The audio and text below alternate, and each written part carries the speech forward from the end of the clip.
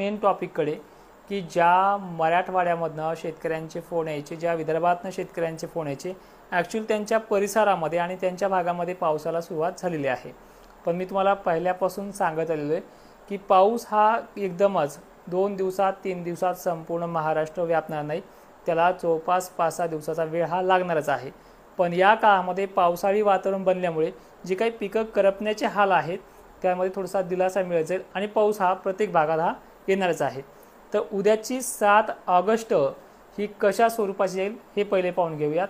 पण आजची मध्यरात्र ते संध्याकाळ कशी जाईल, कोणत्या भागांना कशी जाईल हे समजून घेऊयात। आज नागपूर जिल्ह्यामध्ये, अमरावतीमध्ये, वर्ध्यामध्ये काही ठिकाणी, तर छत्रपती संभाजीनगर, दक्षिण महाराष्ट्राच्या लातूर वगैरे भागांमध्ये, मराठवाड्यातल्या ह्या परिसरामध्ये पाऊस रात्री बेरात्रीही काही ठिकाणी मराठवाड्यामध्ये होण्याचे चान्सेस आहेत। सगळ्या भागांची माहिती आपण एक रीलसुद्धा इंस्टाग्रामवरती आणि फेसबुकवरती दिलेलीच आहे।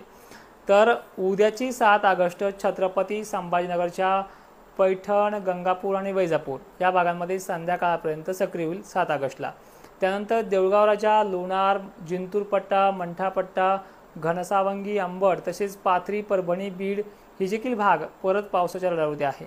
उद्या पुणे जिल्ह्यातला जोर हा संध्याकाळच्या वेळेला जास्त वाढणार आहे। पुण्याच्या बऱ्याचशा भागांमध्ये, जुन्नर, इकडे श्रीगोंदा, कोपरगाव, अहिल्यानगरचे परिसर, नेवासा वगैरे पट्टा, त्यानंतर कडाष्टीच्या बऱ्याच भागांमध्ये, बीड, शहागड पट्ट्यामध्ये काही ठिकाणी मेघगर्जनेचे प्रकारही जास्त प्रमाणात पाहायला मिळेल। पाऊस व्याप्तीच्या बाबतीत पहिल्यासारखाच आहे, पण थोडा जास्तही राहू शकतो।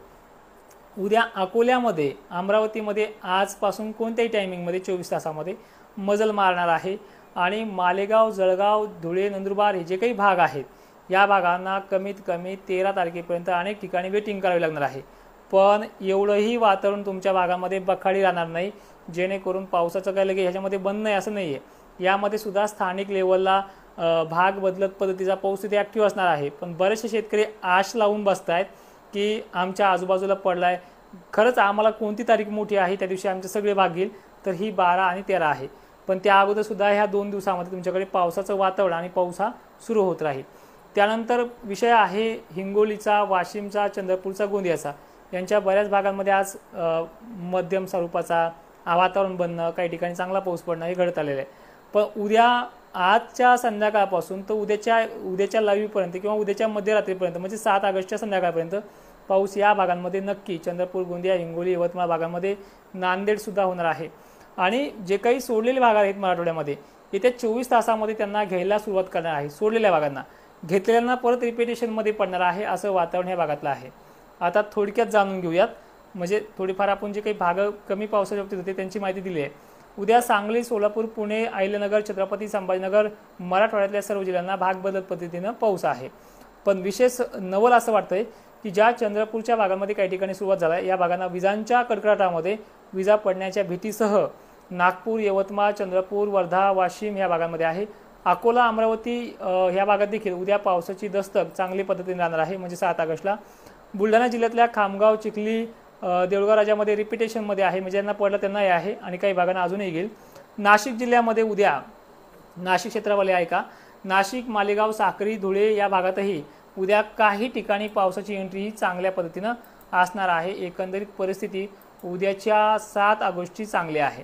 आता उद्यात शुक्रवारच्या तारखेला, शुक्रवारला चंद्रपूर, अहिल्यादेवीनगर परिसर फोकसमध्ये असणार आहे। सोलापूर, सांगली तर आहेच। संध्याकाळच्या कोणत्याही वेळेला हा पाऊस ॲक्टिव्ह होईल। जळगावमध्ये पाऊस हा शुक्रवारी सुद्धा एंट्री करणार आहे पुन्हा एकदा, म्हणजे 8 तारखेला सुद्धा मराठवाडा आणि पूर्व विदर्भसुद्धा शुक्रवारच्या तारखेला म्हणजे 8 तारखेला पुन्हा एकदा आहे। म्हणजे 7 आणि 8 तारीख ही चांगल्या पद्धतीनं परफॉर्मन्स करते आहे पावसाच्या बाबतीमध्ये। यामध्ये विजांचं प्रमाण वगैरे मराठवाड्यासाठी व्यवस्थित आहे। आणि एक विनंती करेल की ज्यांच्या भागांचा जिल्हा माझ्याकडनं चुकून राहिला असेल सांगण्याच्या बाबतीत त्यांनी फक्त एक कमेंट करायची की आमच्या जिल्ह्याची माहिती द्या, त्या कमेंटला मी रिप्लाय देईल। आणि बाकीच्या शेतकऱ्यांनी त्या उदाहरणार्थ जळगावचं नाव घेतलं तर जळगावच्या जिल्ह्याची कमेंटला रिप्लाय दिलं, तो रिप्लाय पाहत जा, ठीक आहे। तर अशा प्रकारची कंडिशन आहे।